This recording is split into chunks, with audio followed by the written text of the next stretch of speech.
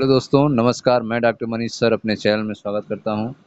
आइए दोस्तों, आज हम लोग पढ़ते हैं दो समांतर धारावाही तारों के बीच बल के बारे में। तो आज हम लोग की टॉपिक होगी दो समांतर धारावाही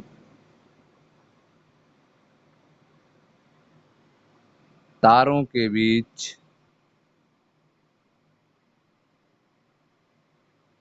बल। ठीक है, दो समांतर धारावाही तारों के बीच बल, इसके बारे में आज हम लोग समझेंगे। तो आप जान रहे हैं कि जब किसी चालक तार में धारा प्रवाहित की जाती है, ठीक है, कोई भी चालक तार हो और उसमें जब हम धारा प्रवाहित करते हैं तो उसके चारों तरफ एक चुंबकीय क्षेत्र उत्पन्न हो जाता है। यह कोई चालक तार है और जब इसमें हम धारा प्रवाहित करेंगे, करंट प्रवाहित करेंगे, तो इसके चारों तरफ चुंबकीय क्षेत्र स्थापित हो जाएगा। ठीक है, चुंबकीय क्षेत्र उत्पन्न हो जाएगा इसके चारों तरफ। अगर इस चालक के समीप कोई दूसरा चालक ला दें तो तुरंत जो है इसके चुंबकीय क्षेत्र के कारण उस दूसरे चालक पर बल लगने लगेगा। ठीक है, तो अगर हम इस चालक के समीप एक कोई दूसरा चालक ला दिए तो इस चालक के चुंबकीय क्षेत्र के कारण इस चालक पर एक बल लगने लगेगा।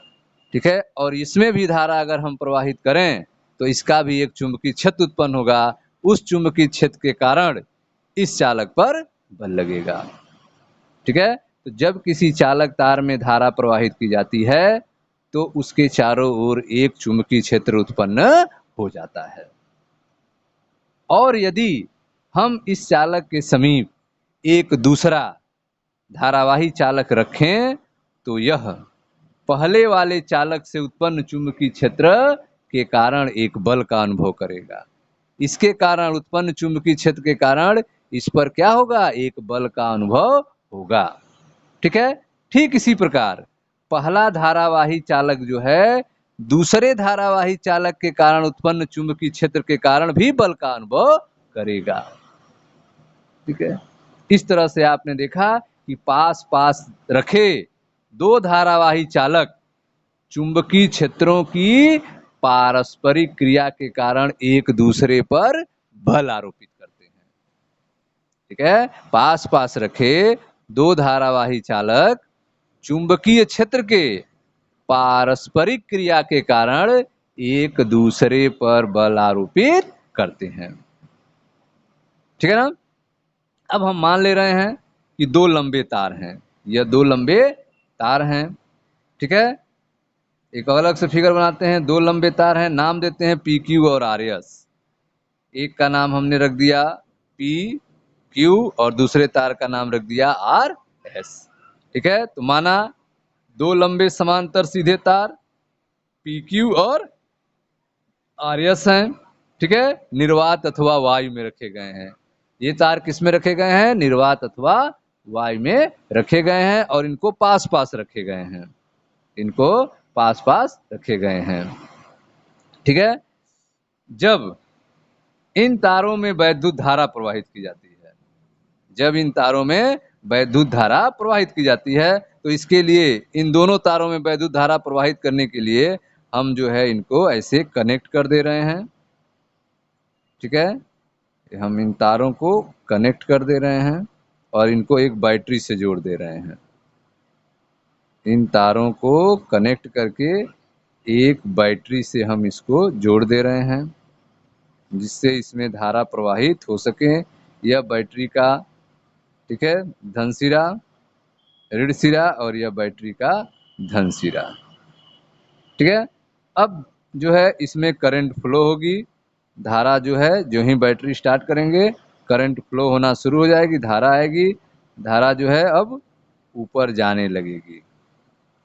ठीक है, दोनों तारों में जो धारा यहाँ पे आके दो भागों में बढ़ जाएगी और ऊपर जाने लगेगी। फिर जो है इस रास्ते से होते हुए या फिर बैटरी में वापस लौट आएगी।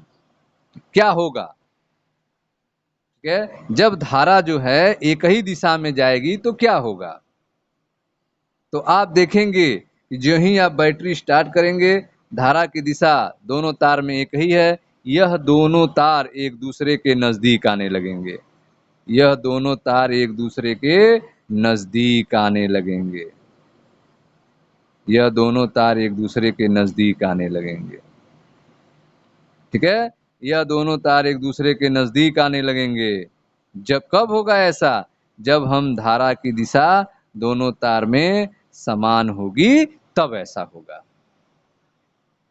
ठीक है, अगर धारा की दिशा बदल जाए, ठीक है, अगर यही घटना जो है इस तरीके से किया जाए, देखिए ध्यान से,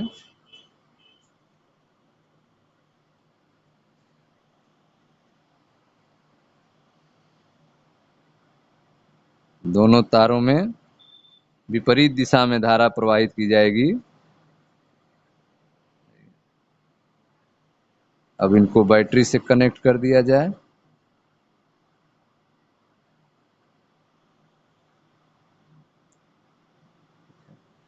अब जो है एक तार में धारा की दिशा ऊपर की तरफ करते हैं और दूसरे तार में यहां से धारा फ्लो होगी और उधर से घूम के आएगी नीचे। ठीक है, यहां से हमने कनेक्ट किया तो यह दिशा होगी। अब इस कंडीशन में क्या होगा, जो ही बैटरी स्टार्ट करेंगे आप, पी क्यू और आर एस, जो ही बैटरी स्टार्ट करेंगे यह दोनों तार एक दूसरे से दूर चले जाएंगे। ठीक है, यह तार एक दूसरे से दूर चले जाएंगे, फैल जाएंगे ऐसे। ठीक है, यह फोर्स जो है इनमें बाहर की तरफ लगने लगेगा, तार में फैलाव उत्पन्न हो जाएगा। ठीक है, फोर्स जो है बाहर की तरफ लगने लगेगा। तो आप देख रहे हैं कि जब धारा जो है एक ही दिशा में फ्लो कर रही है दोनों तारों में, तो आकर्षण हो रहा है, तार एक दूसरे के नजदीक आ रहे हैं। और जब धारा की दिशा एक ऊपर एक नीचे विपरीत बह रही है तो प्रतिकर्षण हो रहा है, तार एक दूसरे से दूर जा रहे हैं। ठीक है, यह हमें देखने को मिल रही है। ठीक है, तो इसके लिए आपने माना है कि दो लंबे तार, समांतर तार, सीधे तार पी क्यू और आर एस हैं, निर्वात और वायु में रखे गए थे। ठीक है, और जब इन तारों में वैद्युत धारा प्रवाहित की गई तो ये एक दूसरे पर बल आरोपित करते हैं। एक दूसरे पर क्या करते हैं? बल आरोपित करते हैं। और प्रयोग के द्वारा देखा गया कि जब, ठीक है, इन दोनों तारों में वैद्युत धारा एक ही दिशा में फ्लो हो, जब इन दोनों तारों में वैद्युत धारा एक ही दिशा में होती है तो एक दूसरे को आकर्षित करते हैं। यह एक दूसरे को क्या करते हैं? आकर्षित करते हैं। परंतु जब इनमें वैद्युत धारा विपरीत दिशा में प्रवाहित होती है, एक ऊपर और एक नीचे विपरीत दिशा में प्रवाहित होती है, तो एक दूसरे को प्रतिकर्षित करते हैं। ये एक दूसरे को क्या करते हैं? प्रतिकर्षित करते हैं। ठीक है, अब इसको हम समझेंगे कैसे, ऐसा हुआ क्यों। ठीक है, इसके समझने के लिए हम मान रहे हैं कि एक तार है। ठीक है, एक तार है आपका पी क्यू और एक दूसरा तार है आर एस। ठीक है, एक तार है आपका पी क्यू और एक दूसरा तार है आर एस। ठीक है, इस फिगर को हम मिटा दे रहे हैं।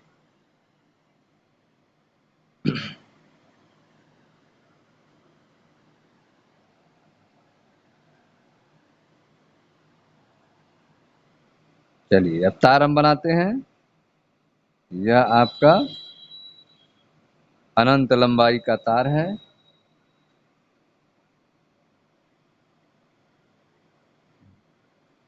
पी क्यू और यह तार है आपका आर एस। ठीक है, तो माना तार पी क्यू आर एस कागज के तल में है, यह बोर्ड के तल में है। बोर्ड का जो तल है उसी तल में यह तार है पी क्यू और आर एस।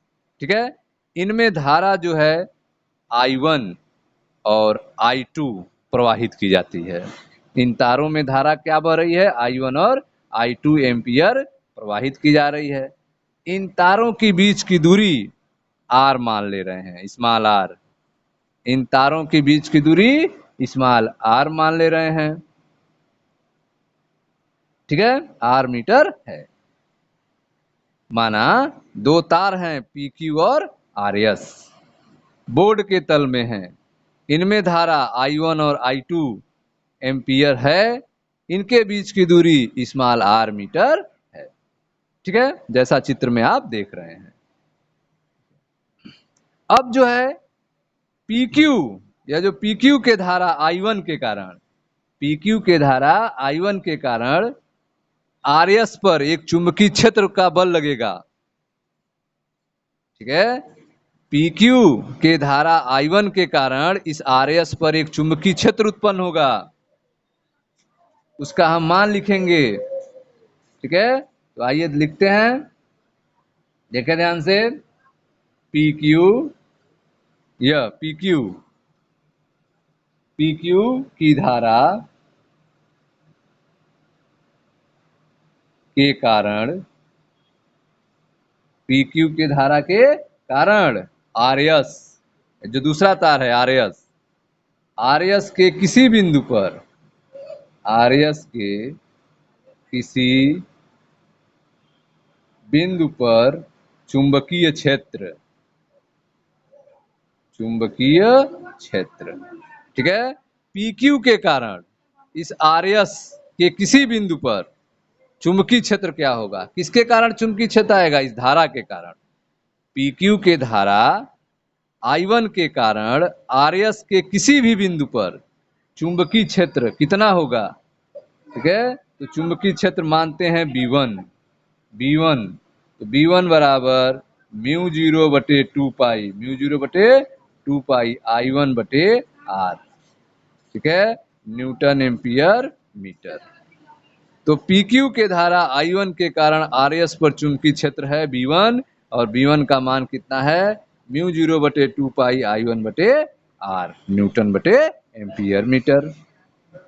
ठीक है, अब जो है हम दाएं हाथ के हथेली नंबर 1 या फिर मैक्सवेल, दाएं हाथ का हथेली नंबर 1 अथवा मैक्सवेल के दक्षिणावर्ती पेच के नियम, ठीक है, वो अप्लाई करते हैं और B1 की दिशा का पता करते हैं।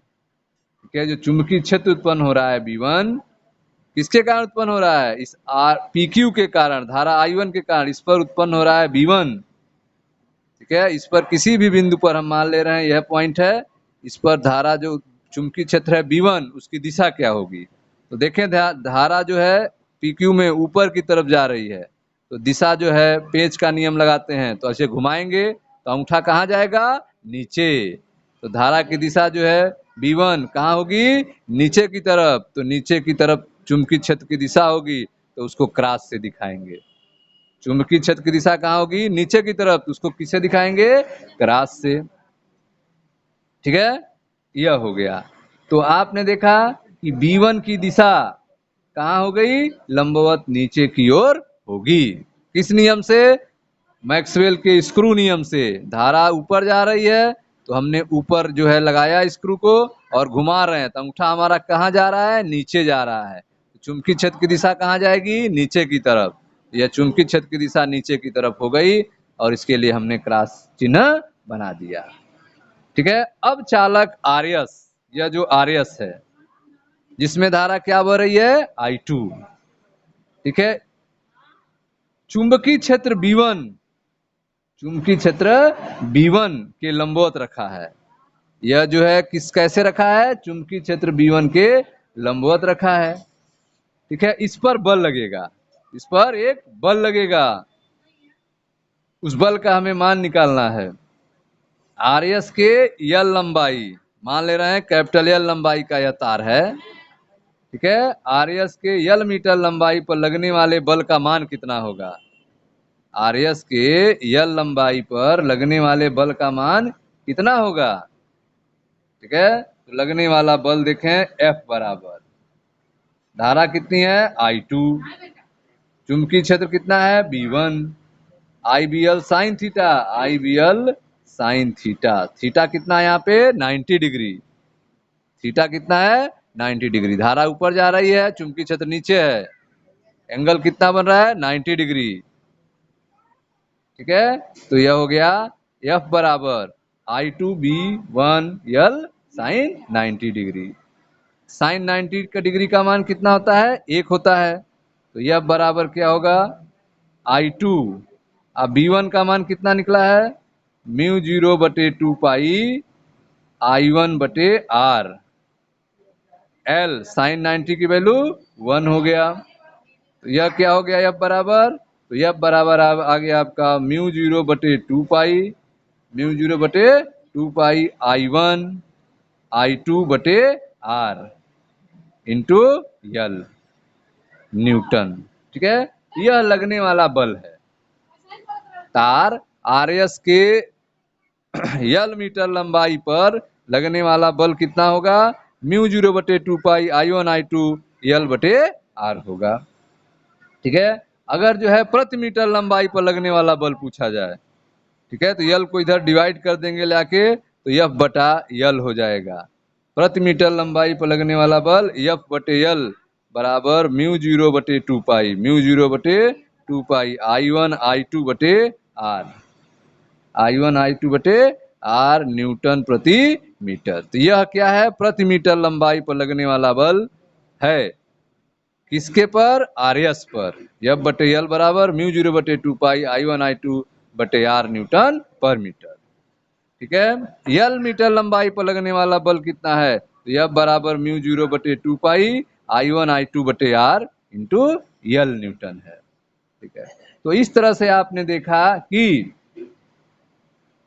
चालक तार जो है RS पर, जो चालक तार RS है इसमें धारा I2 बह रही है, चुंबकीय क्षेत्र इस पर B1 है। ठीक है, और यह चुंबकीय क्षेत्र इस पर क्या है, लंबवत है।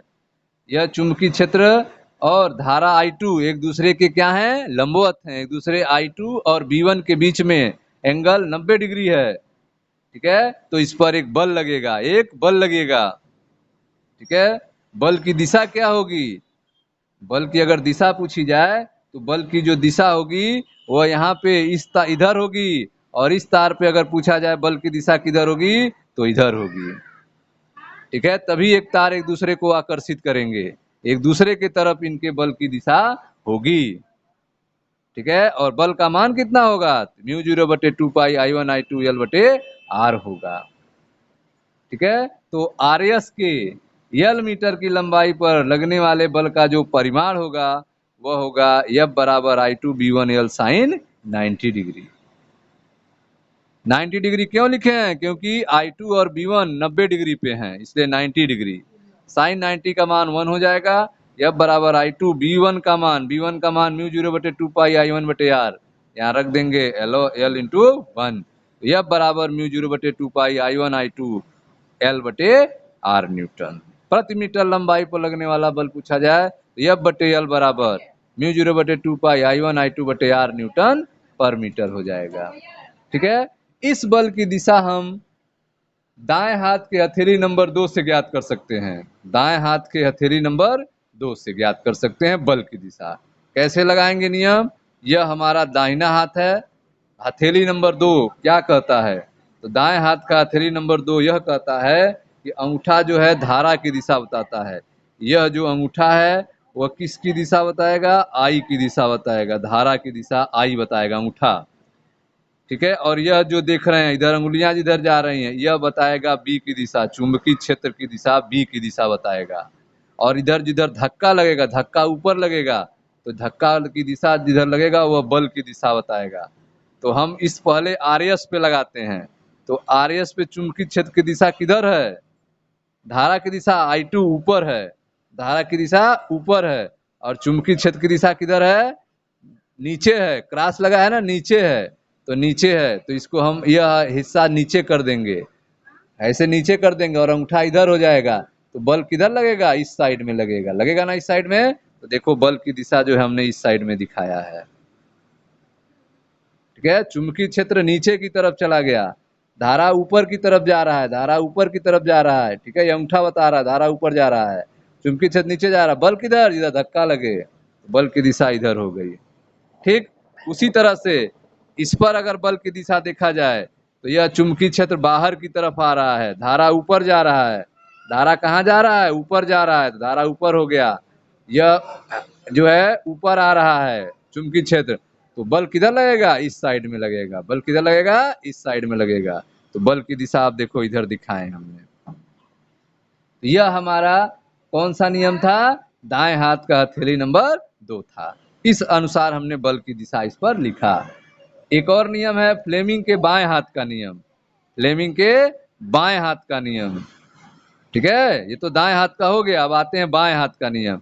फ्लेमिंग के बाएं हाथ का नियम यह है, ठीक है, इसमें बताया गया कि अंगूठा जो है बल को बताएगा, यह जो तीसरी उंगली जो है वो धारा को बताएगी, और यह उंगली जो है वह चुंबकीय क्षेत्र को बताएगा। तो अगर हम इस पर लगाएं तो चुंबकीय क्षेत्र कहाँ जाएगा? नीचे। धारा कहाँ जा रहा है? ऊपर। आपको जो है हैंड को ऐसे मोड़ना होगा, ठीक है ना। तो यह जो है चुंबकीय क्षेत्र जा रहा है नीचे। चुंबकीय क्षेत्र कहाँ जा रहा है? नीचे। और धारा जा रहा है ऊपर। बल किधर लगेगा? इस साइड में लगेगा बल। लगेगा ना बल इस साइड में? तो यह बल देखो यहाँ पे इस साइड में लिखा गया है, बल लगेगा, ठीक है। तो यह आपका है फ्लेमिंग के बाएं हाथ का नियम, ठीक है ना। फिर इस पर लगाते हैं, दूसरे वाले पीक्यू वाले तार पे लगाते हैं। चुंबकीय क्षेत्र की दिशा किधर है? तो चुंबकीय क्षेत्र की दिशा जो है वह है ऊपर की तरफ। चुंबकीय क्षेत्र की दिशा ऊपर की तरफ है, तो यह अंगुली चुंबकीय क्षेत्र की दिशा है, तो वह ऊपर की तरफ। धारा किधर है? धारा की दिशा है ऊपर की, ठीक है ना। चुंबकीय क्षेत्र है बाहर आ रहा है, धारा इधर जा रहा है, धारा की दिशा इधर गई। और चुंबकीय क्षेत्र जो है लगने वाला बल, ठीक है, तो यह आपका चुंबकीय क्षेत्र बी बाहर की तरफ, धारा ऊपर की तरफ, लगने वाला बल जो है इस साइड में आएगा, ठीक है। तो यहाँ पे आप अप्लाई कर सकते हैं। तो इस तरह से आप जो है मैक्सवेल के फ्लेमिंग के बाएं हाथ के नियम से या फिर दाहिने हाथ के हथेली नंबर 2 से इस बल की दिशा हम ज्ञात कर सकते हैं। तो यह बल का मान निकल गया, F बराबर μ0/2 पाई I1I2/R, ठीक है, यल न्यूटन। अब यदि धारा की दिशा बदल दी जाए तब क्या होगा? धारा की दिशा क्या कर दिया है? बदल दी जाए। उस कंडीशन में क्या होगा? ठीक है, एक धारा I1 ऊपर जा रही है और धारा को हम कर दे रहे हैं नीचे, ठीक है। तो जो ही आप धारा की दिशा बदलेंगे तो अब बल जो है एक दूसरे से विपरीत लगने लगेगा। अभी आमने सामने लग रहा था, आकर्षण का बल था, अब प्रतिकर्षण का बल लगने लगेगा, ठीक है, प्रतिकर्षण का बल लगने लगेगा। तो आइए उस फिगर को ड्रा करते हैं, इधर मिटाते हैं।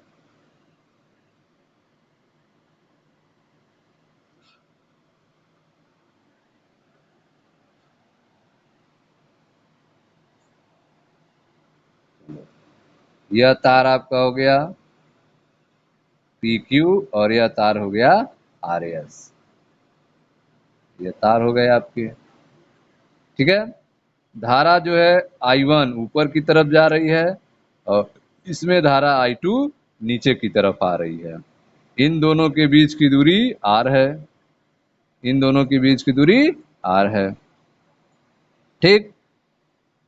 अब जो है चुंबकीय क्षेत्र की दिशा अगर देखा जाए, इस पे क्या होगा? पहले PQ पे तो स्क्रू का नियम लगाएंगे, ठीक है, मैक्सवेल के दक्षिणावर्ती पेज का नियम लगाएंगे। तो धारा ऊपर जा रही है तो हमने स्क्रू लगाया, घुमा रहे हैं। जब आप घुमाएंगे तो अंगूठा नीचे जाएगा, अंगूठा कहाँ जाएगा? नीचे जाएगा। तो धारा की दिशा कहाँ होगी? नीचे की तरफ। तो इस पर चुंबकीय क्षेत्र की दिशा कहाँ होगी? नीचे की तरफ। तो इस पर चुंबकीय क्षेत्र की दिशा नीचे की तरफ होगी। अब इस पर लगाते हैं तो इस पर जो है हमको इधर से लगाना पड़ेगा, क्योंकि उधर से धारा आ रही है। अब इस पर भी घुमाएंगे तो अंगूठा नीचे जाएगा, तो इस पर भी चुंबकीय क्षेत्र की दिशा कहाँ होगी? नीचे की तरफ। तो दोनों पर चुंबकीय क्षेत्र की दिशा जो है नीचे की तरफ आ रही है। तो PQ के कारण RS पर चुंबकीय क्षेत्र हम मान ले रहे हैं B1 है, ठीक है, B1 है और चुंबकीय क्षेत्र की दिशा कहाँ है? नीचे की तरफ है। चुंबकीय क्षेत्र की दिशा नीचे की तरफ है, तो बल की दिशा किधर होगी? तो बल की दिशा जो है दाएं हाथ का हथेली नंबर 2 लगा लेते हैं। दाएं हाथ का हथेली नंबर 2, धारा जो है पहले कहाँ जा रही है? ऊपर की तरफ। चुंबकीय क्षेत्र किधर है? नीचे की तरफ। तो यह हमारा दाएं हाथ है, चुंबकीय क्षेत्र हमने किया नीचे, धारा को भेजा ऊपर। धारा गया ऊपर और चुंबकीय क्षेत्र गया नीचे, ठीक है ना। चुंबकीय क्षेत्र वाला यह हिस्सा गया नीचे और धारा गया ऊपर, ठीक है। तो बल किधर लग रहा है, बाहर की तरफ। बल किधर लग रहा है, बाहर की तरफ। तो इस PQ पर लगने वाले बल की दिशा जो होगी वह बाहर की तरफ होगी। ठीक है, ठीक इस पर लगाते हैं। तो यहाँ पर भी चुंबकीय क्षेत्र नीचे और धारा किधर है, तो ऐसे घुमाएंगे, ठीक है ना। तो धारा जो है इधर नीचे की तरफ जा रहा है, धारा नीचे की तरफ जा रहा था, चुंबकीय क्षेत्र नीचे है, तो बल किधर लग रहा है, बाहर की तरफ। तो इधर पर जो है बल लगेगा बाहर की तरफ, ऐसे। ठीक है। तो इस तरह से आपने देखा कि इसमें जो बल लग रहा है एक दूसरे के विपरीत लग रहा है। तो यदि धारा I2, ठीक है, तो यदि धारा I2 उसी दिशा में हो जिसमें धारा I1 है, उस कंडीशन में क्या होगा, RS पर लगने वाला बल तार PQ की ओर दृष्ट होगा, जैसा कि आपने इस फिगर में देख रहे हैं। ठीक है। लेकिन यदि यह विपरीत कर दिया जाए, जैसा यह इस फिगर में विपरीत कर दिया जाए, तो RS पर लगने वाला बल जो होगा, RS पर लगने वाला बल जो होगा वह PQ से दूर होगा। PQ से क्या होगा, दूर होगा। ठीक है ना। RS पर लगने वाला बल PQ के लगने वाले बल से क्या है, दूर है। ठीक है। तो इस प्रकार आपने देखा कि तार RS के धारा के कारण, तार RS के धारा के कारण तार PQ के प्रति मीटर लंबाई पर बल कितना लगेगा, तो प्रति मीटर लंबाई पर लगने वाला बल F/L, F/L बराबर μ0 बटे 2 पाई I1 I2 बटे R न्यूटन पर मीटर। ठीक है। तो प्रति मीटर लंबाई पर लगने वाला बल F/L μ0 बटे 2 पाई I1 I2 बटे R न्यूटन पर मीटर होगा। ठीक है। तो इस तरह से आपने देखा कि यदि दो समांतर तारों में धाराएं एक ही दिशा में हो तो तार एक दूसरे को आकर्षित करते हैं, और यदि धाराएं विपरीत दिशा में हो तो तार एक दूसरे को प्रतिकर्षित करते हैं। ठीक है। अब यदि प्रत्येक तार में एक ही धारा बहे, मतलब I1 बराबर I2 हो जाए और वह किसके बराबर हो, I के। यदि प्रत्येक तार में एक ही धारा बहे I, तो उस कंडीशन में दो समांतर धारावाही तारों के बीच प्रत्येक तार के प्रति मीटर लंबाई पर लगने वाला बल क्या होगा, तो उस कंडीशन में प्रत्येक मीटर लंबाई पर लगने वाला बल F/L बराबर μ0 बटे 2 पाई, अब यह I स्क्वायर बटे R न्यूटन पर मीटर हो जाएगा। I स्क्वायर बटे R न्यूटन पर मीटर हो जाएगा। ठीक है। तो इस तरह से आपने देखा कि दो समांतर धारावाही तार हैं, उनके बीच लगने वाला बल कितना होगा, प्रति मीटर लंबाई पर लगने वाला बल कितना होगा, और कब आकर्षण होगा और कब प्रतिकर्षण होगा। ठीक है। अब आते हैं एम्पियर की परिभाषा। ठीक है। तो एम्पियर का डिफिनीशन भी देख लेते हैं, नेक्स्ट वीडियो में मिलते हैं।